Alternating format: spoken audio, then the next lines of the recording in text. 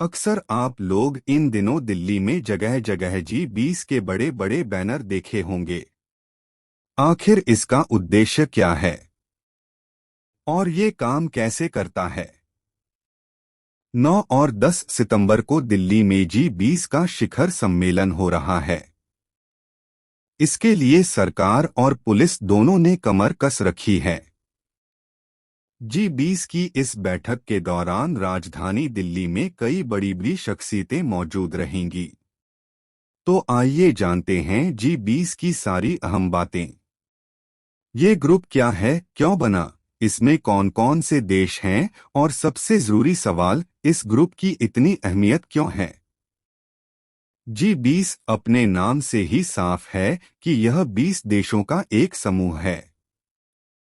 साल 1999 में जब एशिया में आर्थिक संकट आया था, तब तमाम देशों के वित्त मंत्रियों और सेंट्रल बैंक के गवर्नरों ने मिलकर एक फोरम बनाने की सोची, जहां पर ग्लोबल इकोनॉमिक और फाइनेंशियल मुद्दों पर चर्चा की जा सके।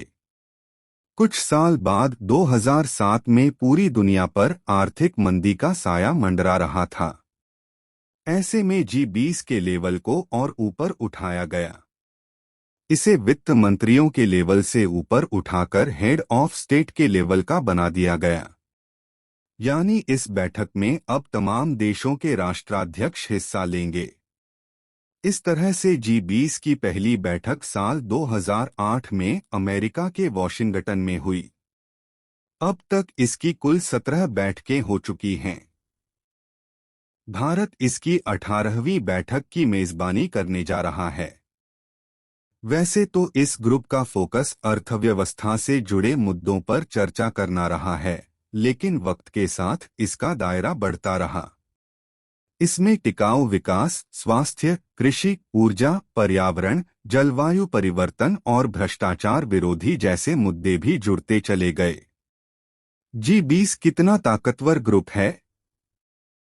इस ग्रुप की ताकत इसमें शामिल देशों के नाम जानने से ही पता लग जाती है।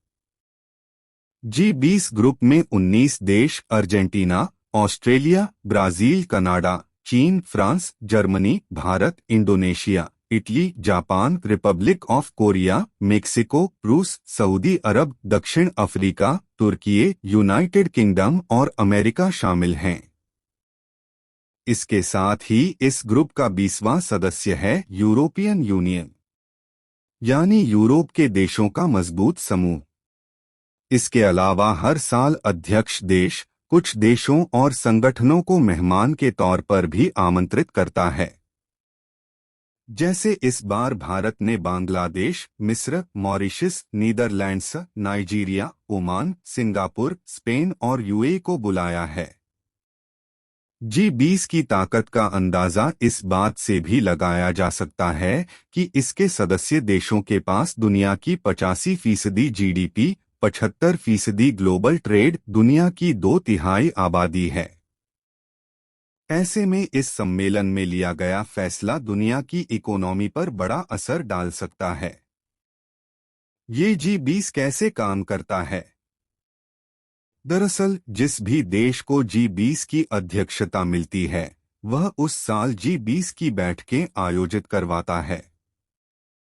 वह बैठक का एजेंडा पेश करता है।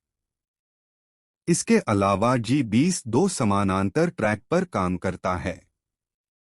एक होता है फाइनेंस ट्रैक, जिसमें सभी देशों के वित्त मंत्री और सेंट्रल बैंक के गवर्नर मिलकर काम करते हैं।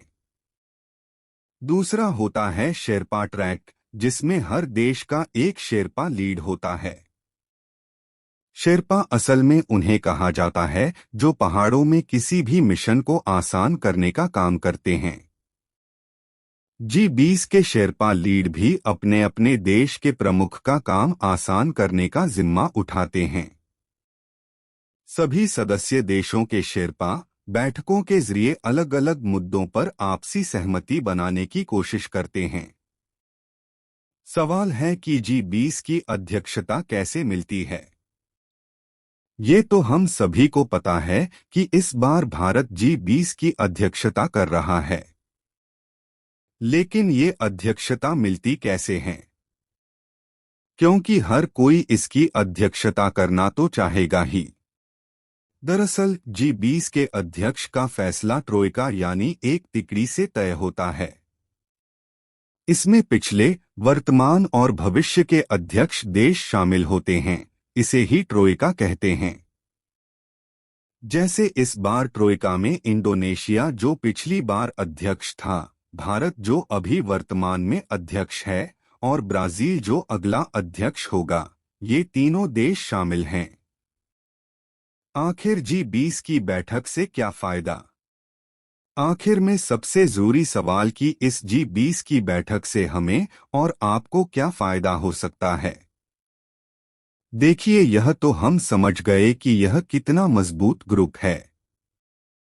लेकिन इस सम्मेलन के दौरान लिए गए फैसलों को मानने की कोई कानूनी बाध्यता नहीं होती। यह आर्थिक रूप से ताकतवर देशों का एक ग्रुप है। इसलिए यहां लिए गए फैसलों से इंटरनेशनल ट्रेड काफी हद तक प्रभावित हो सकता है। बैठक के अंत में G20 देशों के साझा बयान पर आम सहमति भी बनाई जाती है, जिसकी जिम्मेदारी आमतौर पर अध्यक्ष देश के ऊपर ही होती है। भारत भी इसकी पुरजोर कोशिश कर रहा है कि वह बैठक के दौरान G20 के एक साझा बयान पर आम सहमति बना सके।